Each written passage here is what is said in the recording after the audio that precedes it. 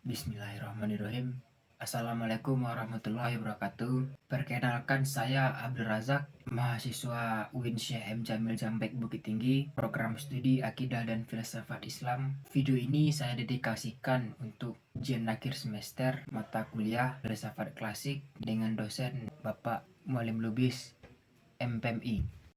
Untuk materi UAS yang saya pilih adalah tentang aliran filsafat Stoikisme. Filsafat Stoikisme ini juga dikenal dengan filsafat Stoa, Stoik, dan Stoicism. Filsafat Stoikisme ini pertama kali dibawa oleh Zeno dari Citium pada awal abad ketiga sebelum Masehi. Tokoh-tokoh yang terkenal pada aliran filsafat Stoikisme ini ada tiga. Yang pertama ini Seneca. Tokoh-tokoh aliran filsafat Stoikisme ini ada tiga. Yang pertama itu Seneca si pedagang, Marcus Aurelius seorang kaisar, dan Epictetus seorang budak. Beliau yang bertiga ini selalu terus mengembangkan filsafat Stoikisme. Sebenarnya aspek penting dalam aliran filsafat Stoikisme ini adalah melibatkan peningkatan kesejahteraan, etika dan moral seorang individu yang sesuai dengan alam. Istilah stoik diambil dari kata stoa poikile yang artinya teras bercat atau barisan tiang yang dulunya tempat Zeno mengajar. Filsafat stoikisme membagi dua definisi atau dikotomi kendali. Yang pertama itu faktor internal adalah faktor yang ada di dalam diri manusia yang bisa dikendalikan, atau diri sendiri mereka yang bisa mereka kendalikan. Misalkan contoh suara mereka. Aliran filsafat Stoikisme ini sebenarnya mengontrol emosi negatif dan melipat gandakan rasa syukur dan rasa kebahagiaan seseorang. Dalam aliran filsafat Stoikisme, hidup itu dikendalikan oleh dua faktor. Yang pertama faktor internal dan faktor eksternal. Ini yang dinamakan dengan dikotomi kendali. Yang pertama adalah dimensi internal. Dimensi internal ini adalah sesuatu yang ada dalam kendali lu secara penuh. Misalnya etos kerja lu, komitmen lu, profesionalitas lu, dan suara lu itu ada dalam diri lu secara penuh, dalam kendali lu secara penuh. Yang kedua, dimensi eksternal. Dimensi eksternal ini adalah kebalikan dari dimensi internal sebelumnya, yang mana dimensi eksternal ini adalah sesuatu yang di luar kendali lu. Misalkan kayak komentar orang lain, pendapat orang lain, dan respon orang lain terhadap lu itu di luar kendali lu, nggak bisa lu kendalikan itu.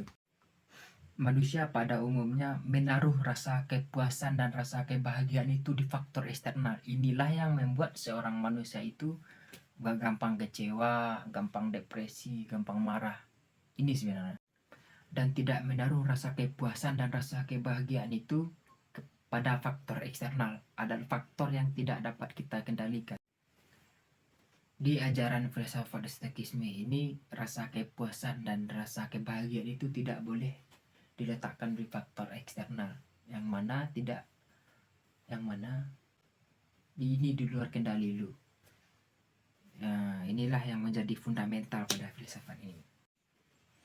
Di aliran filsafat Stoikisme ini membuat kita bersikap rasional dan merespon semua hal dengan rasionalitas. Misalnya kita melakukan sesuatu, apa kemungkinan terburuk yang akan terjadi ke depannya? Misalkan lu menembak gebetan lu, apa yang akan terjadi? Misalkan lu berharap 70 dan ternyata mendapat 40. Di situ mungkin timbul rasa kekecewaan, rasa depresi, rasa bersalah. Mungkin ketika lu mengharapkan 40 dan ternyata terjadinya 70, mungkin rasa kebahagiaan lu mungkin rasa bahagia gitu. Dan lu sudah memperkirakan apa yang akan terjadi ketika lu tidak diterima oleh gebetan.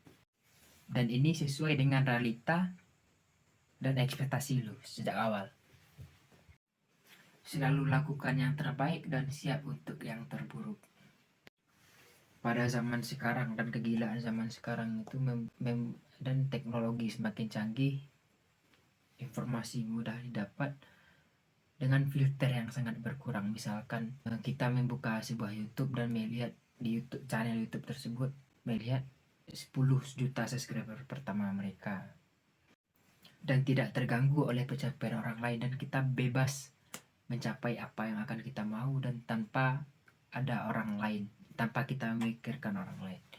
Dan kita lihat anak muda zaman sekarang bagaimana dia diakui oleh seseorang dan bagaimana dia dilihat oleh seseorang.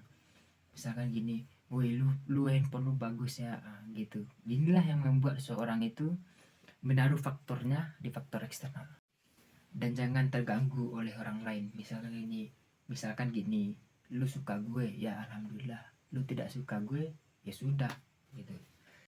Stoikisme ini justru membuat kita mendefinisikan apa sih yang mau lu kejar, apa sih yang mau lu capai, apa sih goals lu. Itu bisa membuat selalu lakukan yang terbaik dan siap untuk yang terburuk. Rasa bahagia bukan terletak dari seberapa tinggi sebuah pencapaian, tetapi seberapa rasional sebuah harapan. Ferry Irwandi.